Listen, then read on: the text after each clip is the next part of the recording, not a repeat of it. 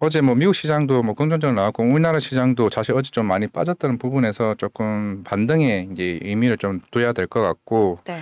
제가 이제 오늘 사실 얘기하고 싶었던 거는 네. 우리가 이걸 5G는 계속 봐야 될 것 같아요. 통신 장비요? 아까 사실 방송하기 전에 이동근 부장님이랑 한 10분 정도 얘기했던 게 5G 관련된 얘기였거든요. 통신 장비. 네, 맞습니다. 최근에 그 하나대투에서 사실 그분이 2년 만에 리포트가 나왔고 그리고 이제 새로운 이제 스모캡에서도 유명한 유진투자증권에서도 5G에 관련된 리포트가 어제 나왔습니다.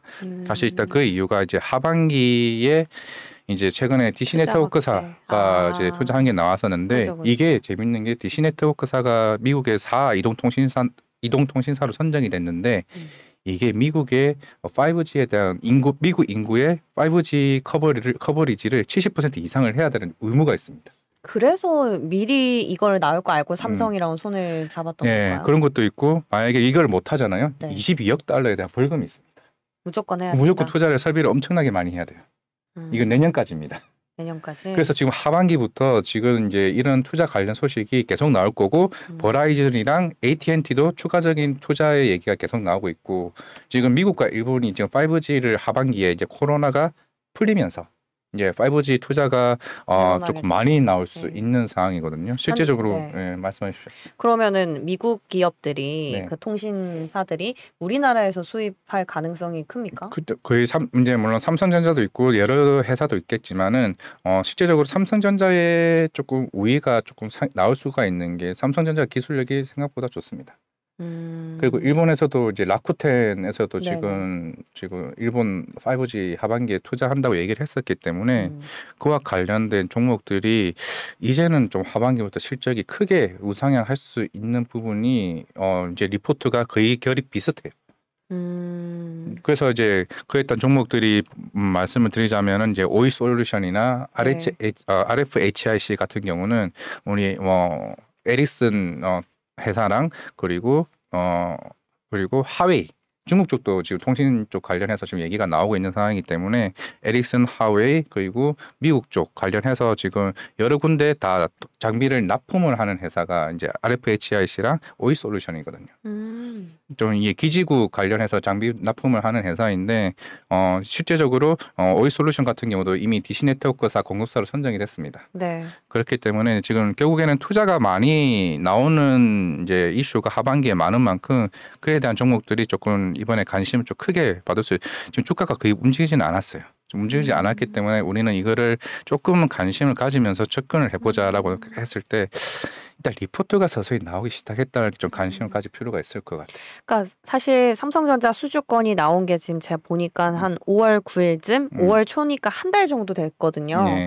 그러고 나서 이제 정부 출범 이슈 때문에 덮어져서 주가가 좀 오르다가 멈춰버렸는데 그럼 다시 좀 오를 수 있는 게 지금이다. 이제 하반기부터 보통 3분기 아마 다음 달부터 본격적으로 이제 투자 관련 소식이 조금 나올 수 있을 것 같습니다. 그리고 RFHIC 지금 말씀해 주셔서 봤더니 기관이랑 외국인 양 매수 들어오고 있네요. 네, 그래서 그동안 어느 정도 부진했던 부분들이 사실 이제 일반 기관에서도 관심을 서서히 가지기 시작했다는 점에서 사실 더 이상 사실 그동안 많이 빠졌던 것도 있는 것도 좀 포함이니까요. 네, RFHIC 한번 지켜봐야 될 것 같네요. 네, 그래서 좀 관련해서 좀 전체적으로 5G 관련해서 조금 관심을 가질 필요는 있을 것 같습니다. 5G 근데 이 통신 장비 같은 경우에는 금리 인상의 여파 이런 건 없나요? 일단 그런 부분에서는 조금은 덜 하지 않을까 싶어요. 물론 실적이 어느 정도 안 좋았던 부분은 있었습니다만은 물론 그런 면으로 인해 가지고 자금에 대한 부분이 조금 있겠지만 어느 정도는 제가 봤을 때는 대신에 지금 어제 말씀드렸던 이제 바이오도 이제 결이 비슷한 거죠. 어떻게 보면은 CGV도 얘기를 했고 결국에는 업황 자체가 좋아지면은 금리 인상에 대한 우려 자체를 상쇄시켜 버리면서 가버릴 수가 있거든요. 실제적으로는. 네, 좋습니다. 통신 장비에 대한 관심도 기억을 하시면 좋을 것 같고.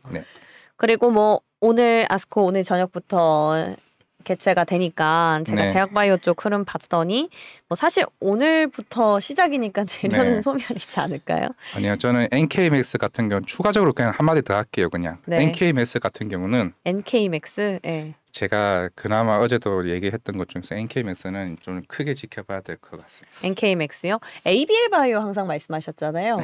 네. ABL 바이오도 정말 좋습니다. ABL 바이오는 뭐 이곳저곳에서 말씀 많이 하시더라고요. 그러니까 그거는 이제 뭐 굳이 말을 할 필요는 없을 것 같아서 워낙 좋은 회사고 어제도 ABL 501 그거 자체도 이미 논문까지 이제 게시가 됐기 때문에 제가 봤을 때는 원래 학술이나 학술 계제라 이렇게 되면은 거기에 대해서 사람들이 그거 이미 투자자들이 보고 기술 이전에 대한 부분도 계속 나올 수 있는 부분이거든요. 그러니까 NK맥스 같은 경우는 사실 이번에 부분 간에 2명에 한해서 이번에 완전 간회가 될 발표할 가능성이 있는 뭐 아직까지는 발표를 해봐야 알겠지만은 가능성도 없지 않아 있습니다. 왜냐하면 1년 동안 약물 투여를 했거든요, 계속.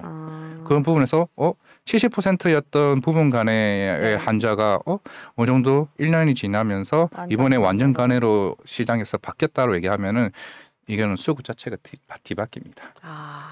그게 좀 중요하고 이제 바벤시오 이제 키트로다 관련해서 같이 공용으로 이제 병용으로 이제 통역을 한 거기 때문에 그게 입증이 된다 효력이. 내가 봤을 때는 그럼 NK맥스도 관심이 있을 수가 있을 것 같고.